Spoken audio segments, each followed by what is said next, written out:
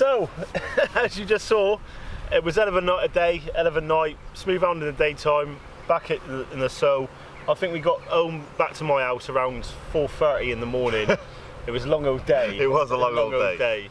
And it paid off at the end of the day. The first specimen out of the trip by James, Craig Pope, with a fine specimen Sow. And I mean, that fish was huge. Yeah. I don't know if the camera's going to give it justified, but it came out like a bin lid, it was absolutely long as hell. If it was put weight a bit fatter, that would have gone £3, well over £3 easily. It was just such a long fish. But as you're going to say, to be honest, it was one of my first soling sessions. It's something I've never really been interested in before.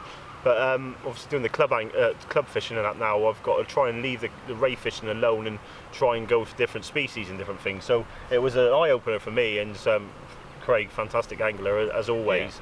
Yeah. And with the hints and tips of which you put across with the video, what you just saw then, is that it works fine. A lot of people use really different rigs than that, and the drop down rig or what he was using was working fine. Just pinning the bait to the bottom, keeping it well away from the lead. That's a secret. That's a secret, really. I had a little soul out of it, which was good, and you had a couple of bass as well. Yeah, a couple of bass was on the card. So yeah, it was a nice evening. Having said that, then after hardly no sleep at all, we left and we made our way down to just on the boundaries of Cornwall. I won't say exactly where we were, but very shocked to see the venue we went to compared to where I'm used to targeting rays and different things. But we got together to film. I'm not going to go into and show the actual session now because we filmed the first episode for Specimen Hunter Top Rod, and we got together with a local top rod from the southwest to film episode 1.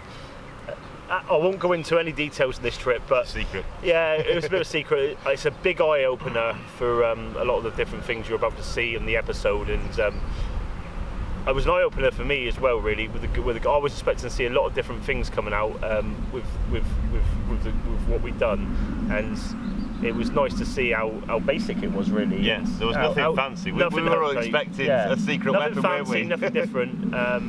And the main key, as you will find out, is knowledge. Is putting the effort in. Putting the effort in and looking at things which you wouldn't normally look into, and that's a key to targeting these big fish. What I found out, the fish the guy's had out over the years is superb, and he is by far one of the best anglers in the UK. I would say the knowledge the guy's got is unreal. And what first time you met him? Well, I mean, a genuinely nice bloke, top bloke, and just sit there and listen. If you're ever fortunate enough to be in his company, you would just want to sit there and listen and just take in what he's got to say. If you're lucky enough to hear it, like a sponge. Yeah, like a sponge. It. I do it every time. If he says to me, it just goes in there and I'll store it. Anybody what's spending time around another angler, if you're learning and picking different bits and pieces up, it's what you've got to do, really. It's going to help. It's listen to what people are telling you, and that is one of the big keys to the sea angling, because that's one thing I like about the sport. You're forever learning, no matter what you are. And obviously, I do a lot of ray fishing. And I've had some half-tidy different rays, small eyes, blondes, spotters, and different things. But it's if someone's hitting into those fish more frequent than you, or bigger fish than you, and that, they're obviously doing something right. And it goes to show, doesn't it? It does. But after that, then we went home, had a few hours kip. Only a few hours kip again, and we headed back up to the Bristol Channel. That's right. And this is how we got on. Right, I never advise going out and fishing one of these venues if you've never been out here before. You've got to really know what you're doing with the Bristol Channel and these little reef marks, because when you're out there, you can get cut off very, very easily. And the same with wading out here now. There's drops and there are boulders that you can trip on and that, and it's the second fastest tidal flow in the world. And if you're up to your waist in water, it sometimes can be a bit tricky to make sure you stand on your feet. One trip and you'll be in, and that's something you don't want to be doing. Anybody who hasn't done this sort of thing before, you really need to go with someone that knows what they're doing. So let's go.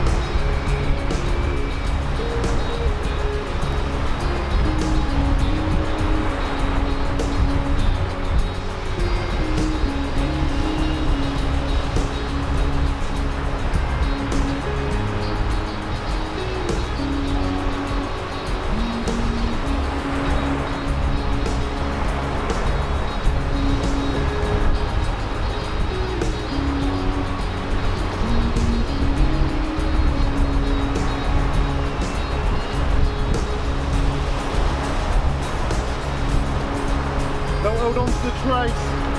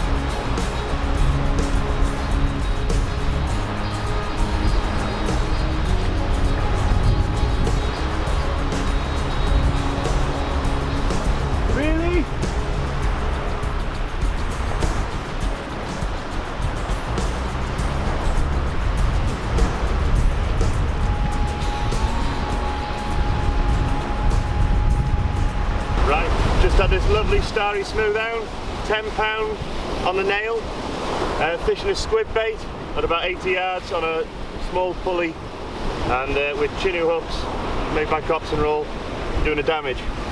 Lovely fish, scrapped, and then went right up against the current, and yeah, and came straight in. But no, lovely, lovely fish. Put up a good fight, stripping line, awesome, really good fun. So. Mr. Webb was dealing with something else at the time, so I had to do it on my own, but no, we got there. Lovely fish, really, really nice fish. So. Right, £10 starry, gonna put it back in the water now.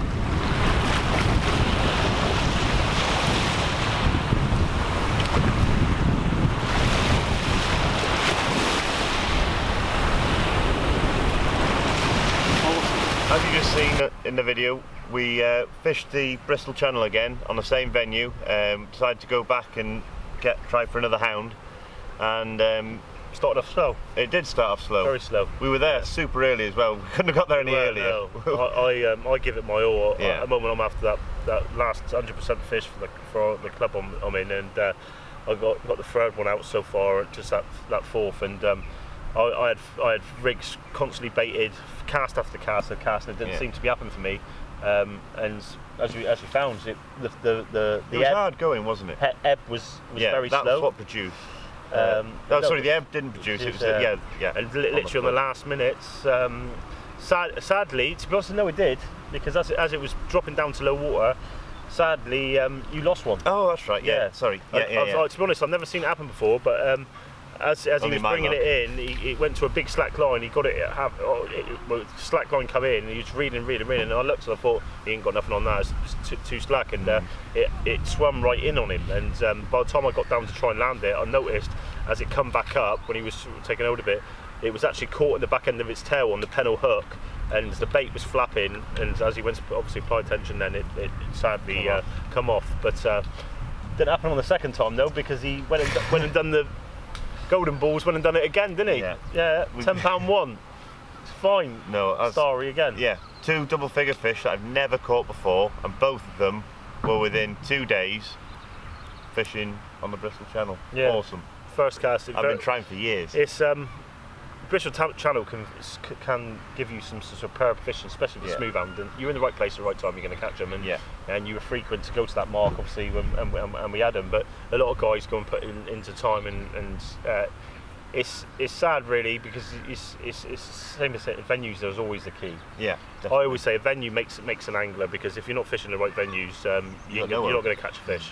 And it's always something you should look into. And with social media and people aren't silly, it's one of them. You can pick up venues easy enough, and yeah, that's what it is really. But yeah, it was a good old session. Yeah, and after they both took different baits as well, weren't they? Yeah, squid. To be honest, I was trying for a ray on the squid. You know, I obviously thought that we'd possibly get into a hound, but I was genuinely trying to get into a ray just to mix it up, and you know, because the hounds weren't, you know, they were hard work, weren't they? So, yeah, they were. So I thought, try something different, and anyway, it worked, but not quite as I thought, but it still worked. So that was great.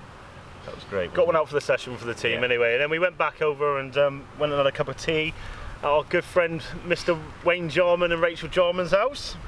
Nice to see them. And then we come back to my house. I'd another couple hours sleep.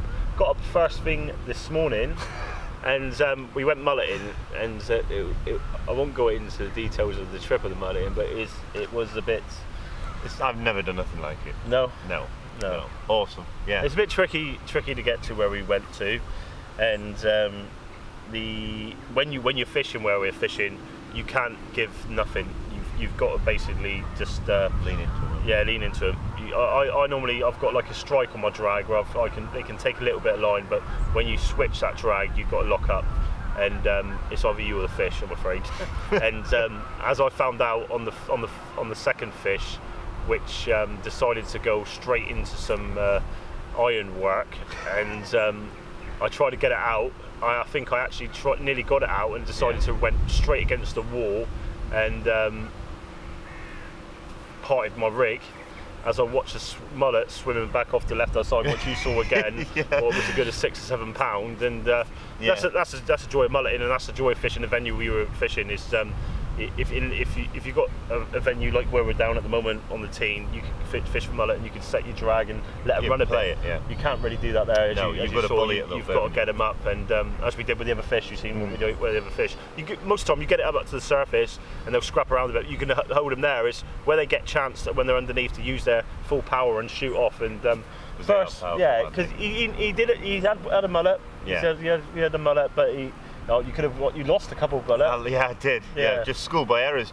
I don't know. Could have just done with a fraction longer of just sucking that bit of bread just to get it to go. First time mulleting, and the exactly same as me. I was watching him, and he was like whack as soon as he got the bite, and it was like, all right, James, get that right out of your system because you do not need to do that. I remember Luke Johns telling me once when I was fishing with him, and it was one of the first times I've actually ledger fished for mullet. Mullet wasn't something I actually wanted to target ever, and with them doing the magazine stuff and that, I got asked to go and cover a thing on mulleting, and I went and done it, and I remember putting the ground, getting a bite and going whack, and the lead come right back out like that, and Luke Johns looked at me and going, "What are you doing, boy?" But yeah, it's one of the things. A lot of people don't like mulleting, but as you saw today, they're very hard fish to catch. You have got to have a hell of a patience. Yeah. If you lose your temper with it, you may as well go home. You just got to laugh it off, bait up, and carry on, haven't you? And just take it on the chin and keep going. Yeah. Okay, guys, a little bit of mulleting today, and went for a swim as well. We've had out. I lost one around £6, unfortunately. Went straight in on me, and then decided to swim right past and say.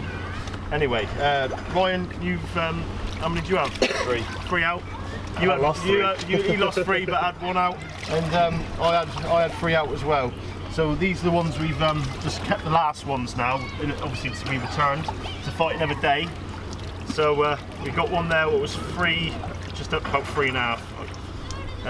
No weighers anyway, but as you can see, great day, Sea Angling Adventures team. So gonna give him a kiss and release to fight another day. Here we go. First mullet about to be returned to fight another day. Look how slow he goes off there. Straight back off. Lovely bit of sport, but we've got the next one now. I get a wind. Straight away. And got a little lad here was going to release one as well, I believe. Do you want to come and let him go? Your bum down. Just hold your hands out like that. See, hold him like that. That's it. When you're ready. You ready? If you want to, then as you put your feet in the water, there you go. Keep going, and say bye. Bye. There he goes. Look at that. Thanks, Charlie. Cheers, Charlie. Thanks, awesome. mate. High five. It's great. That was our weekend. I hope you enjoyed it, mate. Awesome. We got the top rod specimen of the series. As you know, I'm doing 5 top anglers from the southwest at the moment, and James is going to get together with some of the top rods up around his way to try and cover some different anglers from all parts of the country. Really, the projects is about sea angling, and it's something which I know a lot of guys will learn from, and a lot of guys will enjoy watching. Even guys which have been fishing for years, they'll enjoy the sort of stuff that this series is about. And especially with the team we got together at the moment. Obviously we've got James here, very you love what you're doing, don't you? I do it. Yeah. I do. It's nice to see someone. We've been doing a lot of filming for the first episode of the top rods and specimen hunt series, and I get the same satisfaction out of filming as I do doing the presenting, doing the fishing, and doing the camera work. Really. That's it. Even if you're not catching yourself, if people are catching fish and you can run round. And you do have to run around like a bit of an idiot, but if you can run round and make that into a top video that hopefully you're going to enjoy, then that's everything we're doing is done as a team. It's not just one person individually. It's everything's based on, and there's a lot of hard work going from different people. And whether it's doing the angling, or it's doing the editing, it's doing the camera work, doing the video camera work, it's all built together. And with the anglers, obviously James, myself, Craig Pope. A guy a fantastic angler. To be honest, for knowledge and on venues and different things, he's a very intelligent angler. To be honest, I think, like I said to him a couple of times, he says you've got to think like a fish by, haven't you? And to be honest, when he does it and he produces a fish, and some of the things he does and like the bits and pieces of his rigs, and it's well thought about. And I know he's an engineer by trade, and he makes a lot of different components himself, which I've seen, and it's a very intelligent stuff. Oh yeah. And he's one of those sort of guys which is fish big or go home. Yeah, that's it. Yeah, he'll go fish Chesil, and he'll fish one rod out for a sow, and he'll go down there feather for mackerel, and then, as you've seen, and put a slider bait on and wait for a taupe. It might not happen on 10 trips, but on that 11th trip it might happen, and that's what the type of angler he is. Big fish angler and specimen hunter, and that's which I like to do as well, obviously. And then we got Lee Treby. Obviously, he's not doing a lot at the moment. He's got a lot on with work, unfortunately. But with the mullet in and the flounder and the bass and stuff, and obviously the rain and different stuff he's been doing with me, and it's the whole project's about sea angling, it's learning, and I'm very unfortunate to, especially down here, it's not just the guys which are involved with the team as well, it's the other guys will make the effort to help out and put these videos across. As you've seen, the guys was doing the specimen hunting series, they're not just, they're doing it to put points across and trying to help anglers catch fish. And sometimes I know it's hard starting out in this sport where you're going out and you're putting all the time and effort in and you're not catching. And it might be down to something silly. Really silly. It can be. It the can smallest be, things. Whether like bait presentation's a big key fact. It is. Venues, fishing the right venues is a big key fact. Wind direction and different weather directions and time of year and different stuff, and that's all stuff what you'll learn by putting the hard work in. And like you'll see, Facebook and social media is an easy way of learning. If you look back and like say at the start of the year, people catching cod, you could write down January, February, cod. Then you got April, so on, bullets. Stop down this way anyway. Big bullets start coming through. Then you got the place come involved. Then you got the start of the summer species where the rayin starts picking up, the breaming start picking up, and if so on throughout the year. And it's using your head half the time. Yeah. I think. And if you can't remember it, write it down. I always write everything down. Yeah. Always write everything down. If I get told something and it's stored in there, and I will get home and I've got a book there which gets bigger and bigger and bigger. It'll probably be the size of my house by the time I'm finished. But it's something I put down. Every trip I'll put down wind direction and everything else into it and store those information, because that key time when you go into fish, that's what you need to be storing, because that's the information which will make you be able to do what these boys are doing now. Where like my likes of myself, we go out and we just hammer after these big fish. These guys have been doing it for 20, 30 years now, and they'll sit at home thinking, not the right night this today, boy. Sit up and watch a bit of telly and have a Chinese and a missus and that. And when they go out, they know they've got like an 80% chance of hitting into, because everything is perfect. Raise your odds, don't you? Yeah. Raise your no odds by far, and that's what it's down to. But that was our weekend. I hope you all enjoyed it. We've got the specimen series starting soon. Obviously, James is going to go home now, and he's got some bits and pieces he's got in the pipeline, some new projects. So I think we're going to go off and target some taupe off the North Wales coastline. If it beats me, there's no way it's going to beat me. I'm going to do it. Yeah. I'm going to do it. Dedication the same. Yeah. But anyway, from Sea Angling Adventure Team, enjoy your bank holiday, guys. Stay safe. By the time you get this, it's going to be well over and done with, but tight lines. Take care.